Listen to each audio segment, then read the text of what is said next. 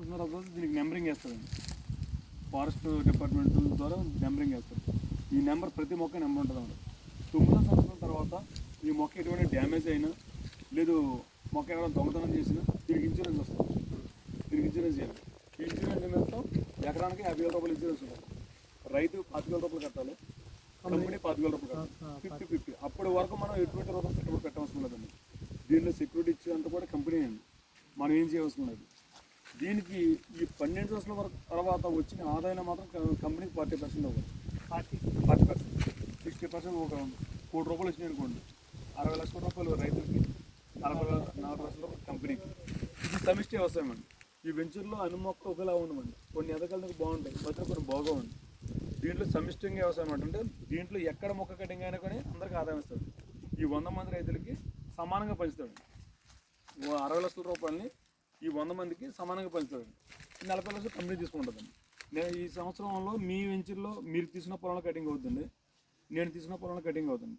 అలాగా next cutting వచ్చినప్పటికి 4 రీడ్లో cutting అవుతుందండి, ఒక ఉన్న 4 రీడ్లో కటింగ్ అవుతుంది. ఎప్పుడు కటింగ్ అయినప్పుడు కూడా ప్రతి మొక్క మీద కూడా అందరికీ సమానంగా పంచుతాడు. నీ పావు ఎకరంలో చెట్లు నీకు కొట్టడు, నీ పావు ఎకరంలో డబ్బు నీకు ఇవ్వడు, మొత్తం ఈ వెంచర్కి పంచుతాడు. ఎందుకంటే అండి పెంపకం ఒకరిదే అండి. ఇక్కడ వెంచర్ పొలం సెపరేట్ కానీ పెంపకం ఒకరిదే. దీంట్లోకి రాగానే నా సమిష్టి వ్యవసాయం మొత్తం సమిష్టి వ్యవసాయం. ఇందులో ఓ మూల పడినా ఓ మూల పండకపోయినా అందరికీ లాస్ లేదు. మనం అందరికి నా చేలో చెట్టు ఎంత అయిపోయింది ఇంకా వస్తుందని నీడు అనుకోకలేదు.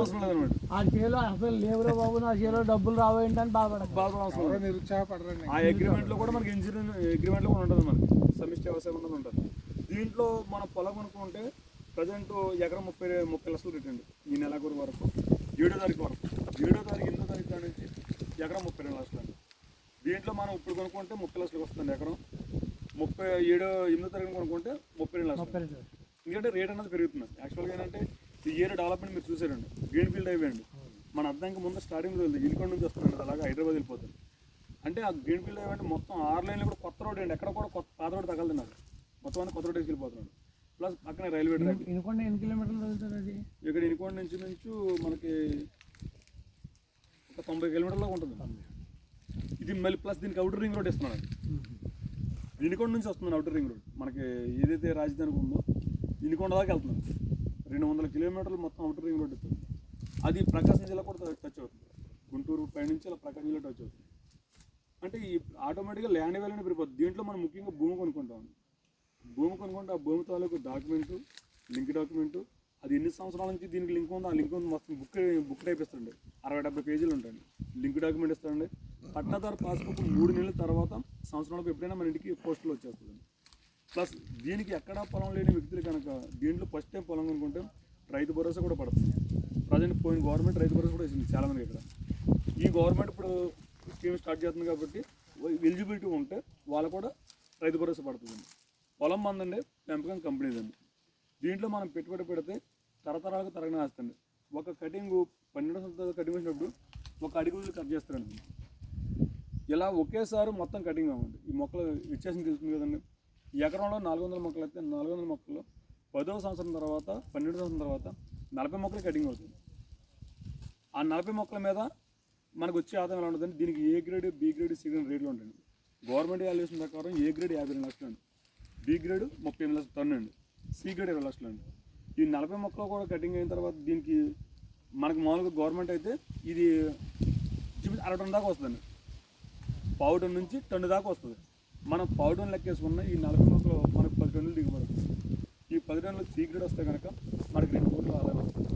2 కోట్ల ఆదాయంలో కంపెనీ 80 లక్షలు ఇచ్చేయాలండి, మనకు 1,20 లక్షలు తీసుకుంటాం. ఇది సిస్టమ్ అండి, కాన్సెప్ట్. ఇలా చేసి విధానం అంతా కూడా దీంట్లో ఎక్కడ మనం పెట్టుబడి పెట్టే పని లేదండి, మొత్తం కంపెనీ పెట్టుబడి పెడుతుంది. వదిలేటువంటి మధ్యలో మనకు కావాల్సిన సంవత్సరం తర్వాత నమ్మేసుకొచ్చింది. ఇప్పుడు సపోజ్ మేము కొన్నప్పుడు 4,50,000 పావు ఎకరం, ఈరోజు 8,50,000 అండి. అంటే భూమి 4 లక్షలు పెరిగిందండి, వాల్యూ 4 లక్షలు పెరిగిందండి. కానీ దీంట్లో భూమి రేట్ ఇస్తాడు ఇంకా మీకు మామూలుగా మొక్కల రేట్ ఏంటి మొక్కలు పెట్టేస్తాడు. అలా మీరు కొనుక్కున్నా కూడా భూమి రేట్ భూమి రేట్ పెరుగుతుంది ఆలి రేట్ ఇస్తాడు నువ్వు ఏ రేట్లో అమ్ముకుంటున్నావు ఆ రేట్లో కంపెనీ పెరుగుతుంది కదన్నా కంపెనీ మీద ఇచ్చేస్తాడు. మొక్క దగ్గర మొక్క రేట్ ఉంటుంది కదా మరి, భూమి రేట్ వేరు మొక్క రేట్ వేరు. ఇప్పుడు మనకి మామూలుగా ఏంటంటే నేను 4,50,000 కొన్నానండి, ఈ రోజు 8,50,000 అండి, 4 లక్షల వాల్యూ పెరిగిందండి. నా దాంట్లో 5 సంవత్సరాలు మొక్క ఉందండి, అంటే దీని కొద్ది మోటుగా ఉంటుందండి. అంటే ఈ రోజు నేను అమ్మేస్తే పావు కన్నా తక్కువ అంటే 15 లక్షలు వస్తుంది. నేను పెట్టిన 4,50,000 ఇంచుమించు 10 లక్షలు పెరుగుతున్నాను అనమాట. అది 5 సంవత్సరాల తర్వాత కంపెనీకి అమ్మేస్తే కనుక రూపాయికి రూపాయి ఇచ్చి పట్టుకెళ్ళి వచ్చాను. భూమి అమ్ముకున్నప్పుడు ఈ మొక్క వాల్యూ కూడా కట్టిస్తాడు. అమ్మకాలు కట్టిస్తాడండి, భూమి అమ్ముకున్నాడు మొక్క వేలు కూడా కట్టిస్తాడండి. భూమి మొక్క వేలు కట్టుకోకపోయినా తప్పు కదా, ఎలాగంటే మరి భూమి ఆలి రేట్ పెరుగుతుంది కదన్నా. లేదు ఏరే అతను కంపెనీ పెంచినప్పుడు మనకి ఎలా కట్టిస్తారు మొక్క రేట్ కట్టిస్తాడు. ఎందుకంటే అలా అమ్ముకున్న వ్యక్తులు నూటికి భూమి మనకి భూమి ఆలి పెరుగుతుంది, భూమి రేట్ కట్టించినప్పుడు మరి ఆయన పెంచి వేస్తున్నారు కదా వీటిని. యాక్చువల్గా ఏంటంటే మన ఇక్కడ భూమి రేట్ ఎంత లేదండి, మన 30 లక్షలకి ఎంత రేట్ లేదు భూమి రేటు. మనం దానికి సంబంధించి కూడా కంపెనీ వసూలు చేస్తున్నాను చెప్పాలంటే. ఈ రోడ్లు వేయడం కానీ ఈ వాచ్మెన్ పెట్టడం దాంట్లో పెడుతున్నారు కాబట్టి రేపు వచ్చిన మనం అమ్ముకున్నా కానీ మనం పెట్టిన దానికి ఎక్కువ సార్ తక్కువ మాత్రం అదండి. నాతో పాటు కొనుక్కున్న వ్యక్తులు ఎవరు అమ్ముకోలేదండి. మా బావగారితో పాటు ఒక 7 నెంబర్ నుంచి అమ్మేయడం కాదు, అతను కొన్నది 4 లక్షలు అండి, అతను 9,30,000 అమ్మేయడండి. ఇంచుమించు 5,30,000 పెరిగిందండి. 4 సంవత్సరాలకు అమ్మేయడండి. అతను 2019లో కొన్నాడు టైలర్ అండి, అతను అమలాపురం. అంటే మనం పెట్టిన పెట్టుబడి అతను 3-4 సంవత్సరాలలో డబ్బులు వచ్చేసింది.